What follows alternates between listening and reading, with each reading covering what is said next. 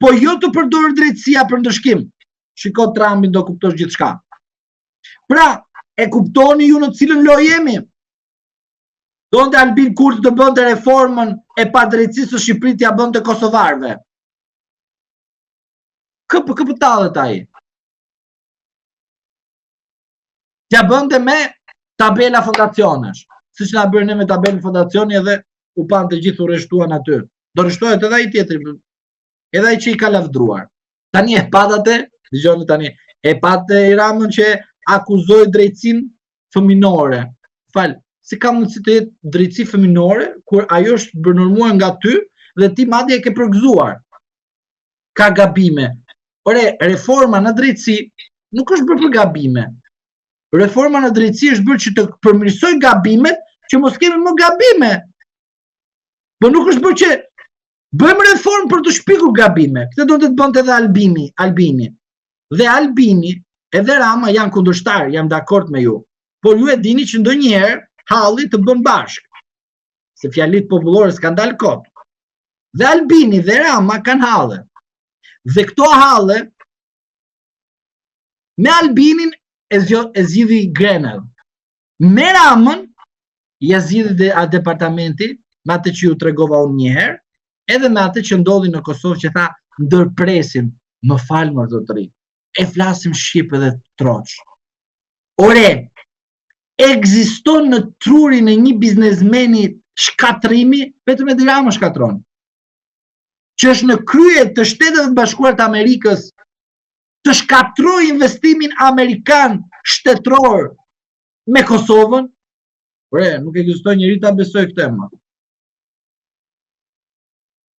Ai nuk shkatroi prezencën e Shtetet Bashkuara të Amerikës.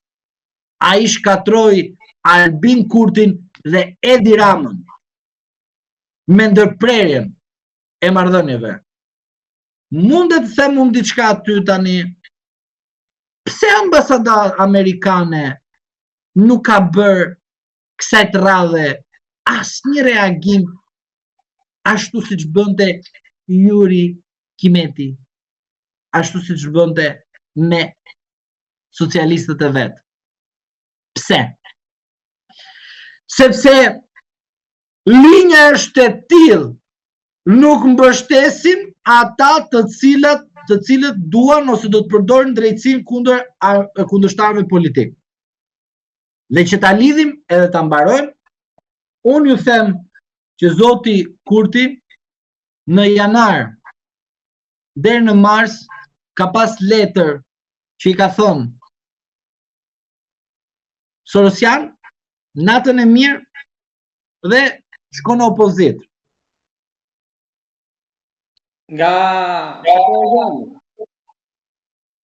Nga linja Trump.